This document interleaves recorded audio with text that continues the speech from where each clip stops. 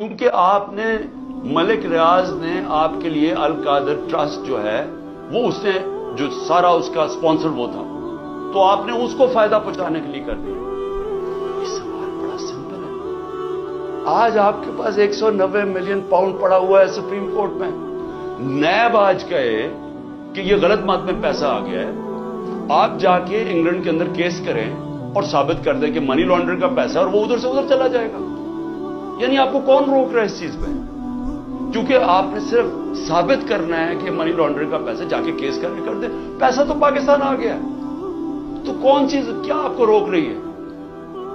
اگر آپ یہ سمجھتے ہیں کہ غلط مت میں چلا گیا تو آپ کے پاس تو اپرچونٹی ہے، نیب تو کیس کر سکتا ہے، کیوں نہیں کیا ابھی تک کیس؟ صرف مجھے ذلیل کرنے کے، اور یہ کہہ رہے ہیں کہ مجھے ذاتی طور پہ فائدہ ہوا۔ اب القادر کیا ہے؟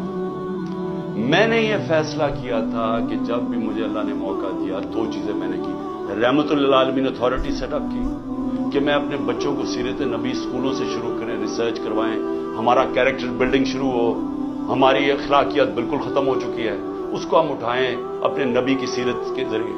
اور دوسرا میں نے یہ یونیورسٹی رحمت للعالمین اتھارٹی، اور یہ دوسرا یونیورسٹی کا سوچا، القادر یونیورسٹی، جس میں ہم نے کوشش یہ کی کہ سیرت نبی کے اوپر ہم ریسرچ کریں، انٹرنیشنل اسکالرز کو میں نے انگیج کیا، اور پھر ٹیکنالوجی بھی پڑھائی جائے بچوں کو۔ یہ اس کا مطلب تھا کہ ماڈرن ٹیکنالوجیز بھی پڑھائیں، آرٹیفیشل انٹیلیجنس ایسی، اور ساتھ ساتھ اپنی لیڈرشپ ڈیولپ کریں سیرت نبی کے اوپر، ان کے کیریکٹر کے اوپر، اور لوگوں کو تیار کریں۔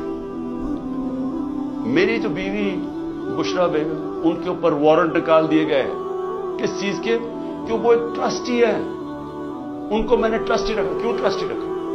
کیونکہ سیرت نبی میں ان کو انٹرسٹ ہے، انہوں نے بڑی پڑھا ہوا ہے اس چیز کے اوپر، انہوں نے پڑھا، یعنی وہ ان کا شوق ہے کہ یہ سیرت نبی پھیلائی جائے، تو اس کو ٹرسٹی رکھ دیا۔ ٹرسٹی کو لکھا ہوا ہے ڈیڈ میں، نہ ایک آنا مل سکتا ہے، نہ ان کی تنخواہ ہے، نہ کوئی پیسہ مل سکتا ہے، نہ ان کا پراپرٹی میں کچھ ہے، ان کا کوئی تعلق نہیں ہوتا۔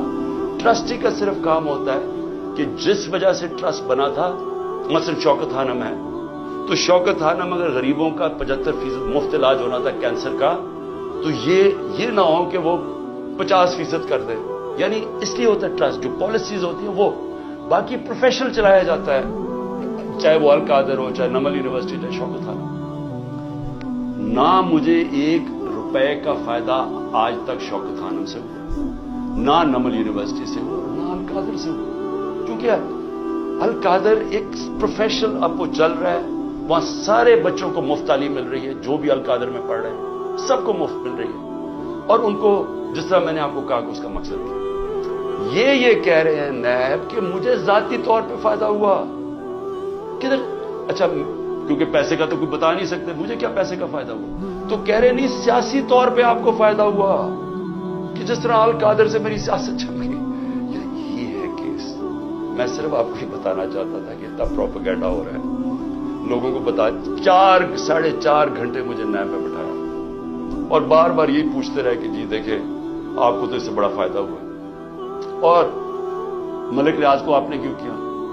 بھئی ملک ریاض کو اس لیے کیا کہ پاکستان کے سب سے بڑا بلڈر ہے وہ ہے ملک ریاض، اور ملک ریاض میرا کیا انٹرسٹ تھا؟ وہ اس کے پاس جو موبلائزنگ اکوپمنٹ ہے وہ سب سے تیزی سے کام کرتا ہے، یعنی وہ اگر آپ اسے کہیں کوئی اتنی تیز کام نہیں کرتا جتنا ملک ریاض کی کنسٹرکشن کرتی ہے۔ میرا انٹرسٹ کیا تھا؟ کہ وہ جلدی سے سیٹ اپ ہو القادر، جتنی جلدی سیٹ اپ ہو، اور میں اگر پرائم منسٹر تھا میں ان کو فائدہ پہنچا سکوں، انٹرنیشنل اسکالرز لا سکوں ہوتے ہوئے اس وقت۔ میرا تو صرف یہ انٹرسٹ تھا، اور مجھے اس سے کیا انٹرسٹ ہے؟ جس طرح ہر سال شوکت خانم میں 9 ارب روپیہ اکٹھا ہوتا ہے، تو کیا وہ میری ذات کے لیے ہو رہا ہے؟ سو اس لیے میں چاہتا تھا کہ میں آپ کو کلیئر کر دوں کہ جس طرح کی کوششیں کی جا رہی ہیں، اور مجھے جو انہوں نے پکڑا تھا نیب میں، وہ اتنی بدنیتی تھی کہ انہوں نے 28 کو ایک دم میری جو انکوائری کو انویسٹیگیشن میں بدل دیا، مجھے انکوائری رپورٹ ہی نہیں دکھائی، اور 28 کو انکوائری سے انویسٹیگیشن کرتے ہیں، 1 تاریخ کو میرا وارنٹ نکال دیتے ہیں، اور مجھے پتہ ہی نہیں ہے کہ قانون کہتا ہے کہ انکوائری میں میرا جواب آنا چاہیے، اور जिस दिन मैं उठाते हैं मुझे वहां से रेंजर्स आके मुझे जिस आपके सामने जो तरीका उन्होंने इख्तियार किया मुझे उठाने का, उस दिन मैं बेल लेने के लिए बैठा हुआ था, क्योंकि हमें अखबारों से पता चला कि उन्होंने इन्वेस्टिगेशन कर दिया। इंसार अब्बासी का आर्टिकल आया 30 अप्रैल को, तब हमें पता चला कि उन्होंने इन्वेस्टिगेशन कर दिया। मेरे वकील ने लिखा इस्लामाबाद हाईकोर्ट को, ये क्या मजाक हो रहा है। तो मैं उस दिन इस्लामाबाद हाईकोर्ट इस पे जा रहा था अदालत में, जब इन्होंने उधर से अगवा करके बाहर ले गए और पकड़ के, जब मैं जब जेल में पहुंचा तो पहले ही दफा तब इन्होंने मुझे इंक्वायरी रिपोर्ट दिखाई। तो ये था सारा ड्रामा। मैंने कहा आप सबको बता दूं। आखिर में मैं अपनी सारी कौम को कहना चाहता हूं कि देखिए, ये जो बुरा वक्त है ये एक अल्लाह का निजाम है, इसमें हमें सब्र करना चाहिए। कोई हमें इसमें दिल बर्दाश्त नहीं होना चाहिए। कौमों की जिंदगियों में ये मुश्किल वक्त आते हैं और कई मेरे लोग बहुत मुश्किलों से गुजर रहे हैं, लेकिन बाकी सारी कौम को मैं एक चीज कहना चाहता हूं, अपने ज़हन में डाल दें कि इस तरह की गुलामी, ये यजीदियत, इस तरह की गुलामी को कबूल करने से बेहतर है मर जाओ। अल्लाह ने आजादी को क्यों इतना बड़ा रुतबा दिया? क्यों जो इंसान अपनी आजादी के लिए लड़ता है अल्लाह ने और मरता है तो उसको शहीद कहता है, और जो बचता है उसको गाजी कहता है। पैगंबरों के बाद शहीद का सबसे बड़ा रुतबा क्यों है? क्योंकि अल्लाह ने आपको बताया है कि इंसान आजाद मैंने पैदा किया है, ला इलाहा इल्लल्लाह। वो किसी इंसान की गुलामी के लिए नहीं उसने हमें पैदा किया। ये जो हमें गुलामी करवा रहे हैं कि पकड़ के जनाब दबा के, गला दबा के और कहें कि जनाब मैं तहरीक इंसाफ छोड़ रहा हूं, इसलिए नहीं पैदा किया। और कौम जब जुल्म के सामने सर झुका देती है, खौफ के बुत के सामने झुक जाती है, कौम तबाह हो जाती है। इसलिए हौसला रखना है।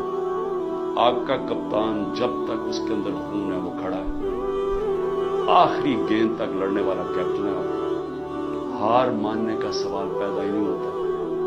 जो भी ये करेंगे मैं उसके लिए तैयार हूं। इसी कौम को भी मैं ये कहना चाहता हूं कि आपने किसी सूरत हार नहीं मानी।